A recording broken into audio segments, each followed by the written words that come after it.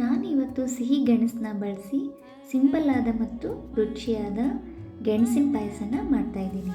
ಮೊದಲಿಗೆ ಕುಕ್ಕರಲ್ಲಿ ತೊಳೆದಿರೋ ಗೆಣಸನ್ನ ಹಾಕಿ 3 ವಿಸಿಲ್ ಮಾಡ್ಕೊತಾ ಇದ್ದೀನಿ. ಕುಕ್ಕರ್ ಕೂಲ್ ಆದ ನಂತರ ಗೆಣಸಿನ ಸಿಪ್ಪೆನ ತೆಗೆದು ಸ್ಮ್ಯಾಶ್ ಮಾಡ್ಕೊತಾ ಇದ್ದೀನಿ. ನಂತರ ಸ್ಟವ್ ಮೇಲೆ ಪಾತ್ರೆನ ಇಟ್ಟು ಸ್ಮ್ಯಾಶ್ ಮಾಡಿರೋ ಗೆಣಸನ್ನ ಹಾಕಿ ಹಾಲು ಮತ್ತು ನೀರನ್ನ ಹಾಕಿ ಚೆನ್ನಾಗಿ ಮಿಕ್ಸ್ ಮಾಡ್ತಾ ಇದ್ದೀನಿ.